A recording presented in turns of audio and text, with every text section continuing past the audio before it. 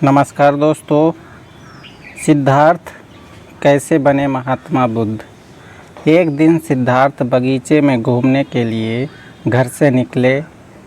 कड़ा पहरा होने पर भी पता नहीं कैसे कुछ लोग मुर्दे को उठाकर ले जाते दिखाई दिए।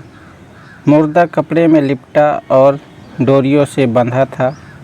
मरने वाले के संबंधी ज़ोर ज़ोर से रो रहे थे। उसकी पत्नी छाती पीट पीट कर रो रही थी। उसकी माँ और बहनों का बुरा हाल था। राजकुमार ने सारथी से इस रोने पीटने का कारण पूछा। उसने बताया कि जिस कपड़े में लपेटकर और डोरियों से बांधकर 4 जने उठाकर चल रहे हैं, यह मर गया है। रोने वाले इसके संबंधी हैं। इसे शमशान में जला दिया जाएगा। यह सुनकर राजकुमार के चेहरे पर गहरी उदासी छा गई। उसने पूछा, यह मर क्यों गया? सारथी ने कहा, एक ना एक दिन सभी को मरना है। मौत से आज तक कौन बचा है? राजकुमार ने सारथी को रथ लौटाने की आज्ञा दी। राजा ने आज भी सारथी से जल्दी लौट आने का कारण पूछा। सारथी ने सारी बातें बता दी। राजा ने पहरा और बढ़ा दिया। चौथी बार बगीचे में घूमने जाते हुए राजकुमार ने एक सन्यासी को देखा। उसने भली प्रकार गेरुआ वस्त्र पहने हुए थे। उसका चेहरा तेज से दमक रहा था। वह आनंद में मग्न चला जा रहा था। राजकुमार ने सारथी से पूछा कि यह कौन जा रहा है? उसने बताया कि यह सन्यासी है। इसने सबसे नाता तोड़कर भगवान से नाता जोड़ लिया है। उस दिन सिद्धार्थ ने बगीचे की सैर की। वह राजमहल में लौटकर सोचने लगा, बुढ़ापा, बीमारी और मौत, इन सब से छुटकारा कैसे मिल सकता है? दुखों से बचने का क्या उपाय है? मुझे क्या करना चाहिए? मैं भी उस आनंद मग्न सन्यासी की तरह क्यों ना बनूं? इन्हीं दिनों सिद्धार्थ की पत्नी यशोधरा ने एक पुत्र को जन्म दिया। राजा शुद्धोधन को ज्यों ही पता लगा कि उनके पुत्र उत्पन्न हुआ है, तो उन्होंने बहुत दान पुण्य किया। बालक का नाम रखा राहुल। कुछ दिन बाद रात के समय सिद्धार्थ चुपचाप खड़ा हुआ। द्वार पर जाकर उसने पहरेदार से पूछा, कौन है? पहरेदार ने कहा, मैं छंदक हूँ। सिद्धार्थ ने कहा, एक घोड़ा तैयार करके लाओ। जो आज्ञा कहकर छंदक चला गया। सिद्धार्थ ने सोचा कि सदा के लिए राजमहल को छोड़ने से पहले एक बार बेटों को मुँह तो देख लूँ। वे यशोधरा के पलंग के पास जा खड़े हुए। शिशु को यशोधरा सोई हुई थी। सिद्धार्थ ने सोचा कि अगर मैं यशोधरा का हाथ हटाकर पुत्र का मुँह देखने का प्रयत्न करूँगा तो वह जाग जाएगी। इसलिए अभी पुत्र का मुँह नहीं देखूंगा। जब ज्ञानवान हो जाऊंगा तब आकर देखूंगा। छंदक एक सुंदर घोड़े की पीठ पर साज सजाकर लौट आया। इस घोड़े का नाम था कंथक। सिद्धार्थ महल से उतरकर घोड़े पर सवार हुए। यह घोड़ा एकदम सफ़ेद था। छंदक घोड़े के पीछे पीछे चला। वे आधी रात के समय नगर से बाहर निकल गए। वे रात ही रात में अपनी और अपने मामा की राजधानी को लांघ गए। फिर रामग्राम को पीछे छोड़ अनीमा नदी के तट पर जा पहुँचे। नदी को पार कर रेतीले तट पर खड़े होकर सिद्धार्थ ने छंदक से कहा, छंदक, तू मेरे इन गहनों को और इस घोड़े को लेकर वापस लौट जा। मैं तो अब सन्यासी बनूंगा।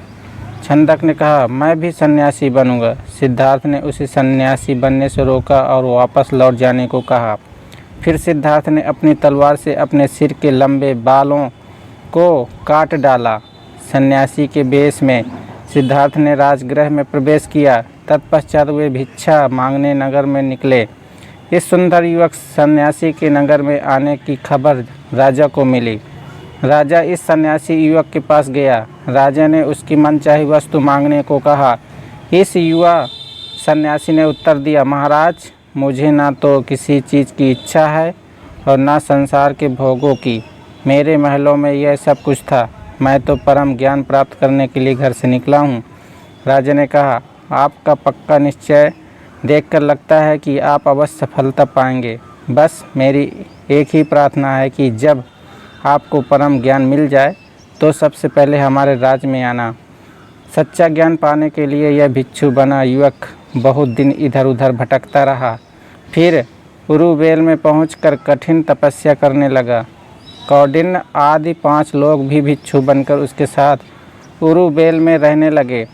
कठिन तपस्या करते हुए उसने खाना पीना भी छोड़ दिया। उसका सुंदर शरीर काला पड़ गया। अब उसमें महापुरुषों जैसा कोई लक्षण दिखाई नहीं देता था। एक दिन तो वह चक्कर खाकर गिर पड़ा। तब उसने सोचा कि शरीर को सुखाने से मुझे क्या मिला, इसलिए उसने भी भिक्षा मांगकर भोजन करना शुरू कर दिया। यह देखकर उसके सारथी 5 भिक्षुओं ने सोचा कि इसकी तपस्या भंग हो गई, अब इसे ज्ञान कैसे मिलेगा। यह सोचकर वे 5 से छोड़कर चले गए। बैसाख मास की पूर्णिमा के दिन यह भिक्षु बोधि वृक्ष के नीचे बैठा हुआ था। पास के गांव की सुजाता नाम की एक युवती खीर पका कर लाई। यह खीर उसने सन्यासी को खाने को दी। खीर खाकर सन्यासी के शरीर में ताकत आने लगी। 6 वर्ष की तपस्या के बाद सिद्धार्थ ने सच्चा ज्ञान प्राप्त कर लिया। तब वह बुद्ध कहलाए। बुद्ध का अर्थ है जिसे बोध अर्थात ज्ञान हो गया हो। उनकी सारी इच्छा समाप्त हो गई हैं। अब इसे पाकर वह महात्मा बुद्ध बने थे। उसे लोगों में बांटने का विचार मन में आया। महात्मा बुद्ध ने सोचा कि मैं सबसे पहले उस 5 साथियों को ही उपदेश दूंगा जो मुझे छोड़कर चले गए थे। इन साथियों ने तपस्या के दिनों में उनकी बहुत सेवा की थी।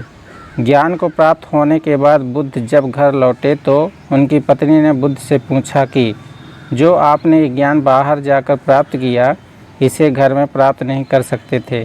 तब बुद्ध ने विचार कर माना कि हाँ, यह ज्ञान तो घर रहकर भी प्राप्त किया जा सकता था। और वर्षों तक अपने बीवी बच्चों से दूर रहने के लिए उन्होंने दोनों से क्षमा भी मांगी। उनका मानना था कि यह भी एक प्रकार की हिंसा थी। इसलिए दोस्तों, घमंड नहीं करना चाहिए, सबको मिलजुल कर रहना चाहिए, आपसी प्रेम सौहार्दपूर्ण रहना चाहिए। पता नहीं कौन सी रात आखिरी हो। धन्यवाद। कैसी लगी यह स्टोरी हमें कमेंट करके ज़रूर बताएं। अगर हमारे चैनल को सब्सक्राइब नहीं किया तो आप सब्सक्राइब कर ले ऐसे ही वीडियो देखने के लिए। मिलते हैं नेक्स्ट वीडियो में, तब तक के लिए नमस्कार।